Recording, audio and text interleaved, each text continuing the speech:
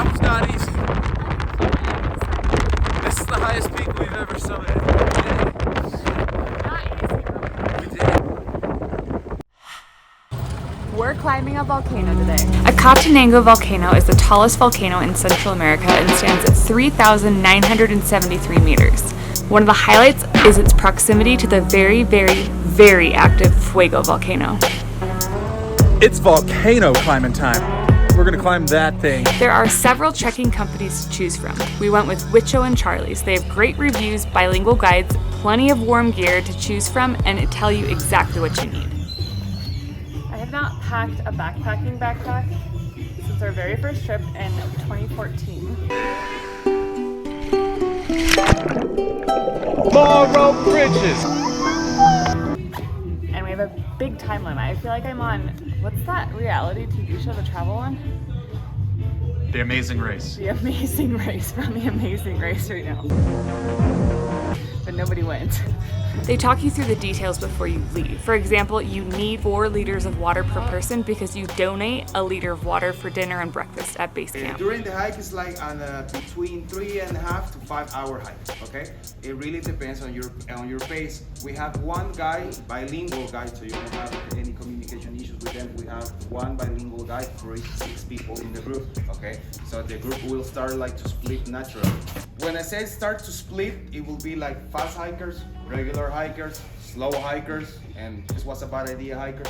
Is it a difference if I take 3 or 4 or 5 or 6 or 7 hours to get to the base camp? No, the volcano doesn't move.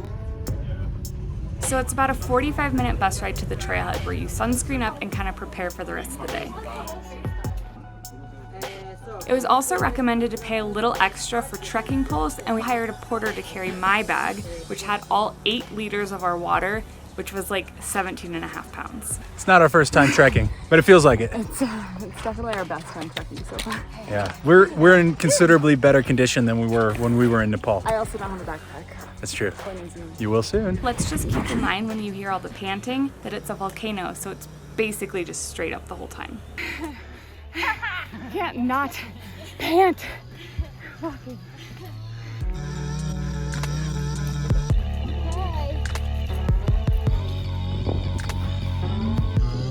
It's not so bad. We've been taking breaks every like 20 minutes, 10 minutes, I don't know. How long have we been going? 30 minutes? It's very easy. We're probably doing Everest next. We can do this. You can do this. Okay, I think we're almost there. It's been hard, but estamos muy cerca, ¿sí? 20 minutes. All right, bueno. We're starting to enter the forest now. The magical volcano forest. It's not so bad so far, but like it's a lot nicer. We have some tree coverage. Let's keep going. It's a miracle. It's flat for like 100 feet. This is a pretty sweaty hike, but I like, so far we've like gone through several levels of terrain. We started out, it was just like dirty, dusty. Then we were in the rainforest. Now we're in the coniferous forest. Ooh. It's flattened out. And lunch is coming. That's what's muy importante. It's right there.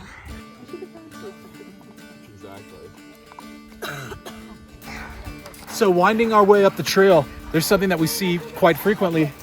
The pine trees are cut away, if you'll notice here. And that is where they get their fire starters from. They're called acates. And it's little thin strips of the inner part of a pine tree. And it helps fire start really well.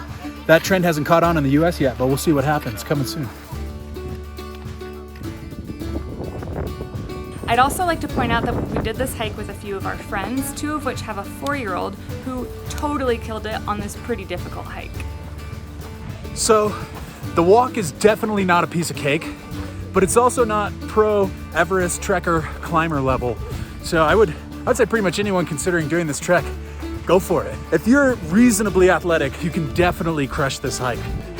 If you can't tell from our drastic elevation here, we are finally approaching base camp. It's been a long and arduous journey, but we had it in us the whole time, deep inside of us. Okay, it's happening. We have arrived at base camp. Base camp, what's up? Woo! Good job. Base camp, hey, bueno. Yes, yeah. Like an hour back.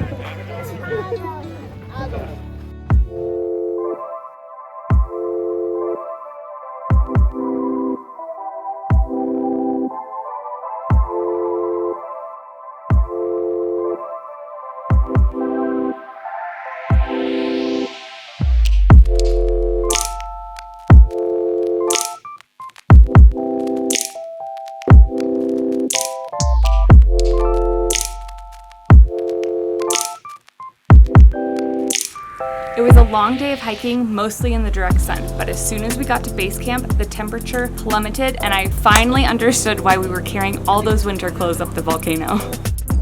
They served us dinner using our donated water, and we finally settled down for a restless night of altitude-induced twilight sleep with a 4 a.m. wake-up call. At 4:30 a.m. we left for our sunrise summit. It was straight uphill through volcanic sand. The altitude was insane and no sleep didn't help anything, and I literally felt like I was gonna puke for the entire hour-and-a-half hike up. When we finally made it to the top, it was so windy, but the views were amazing and it looked like nothing I've ever seen before.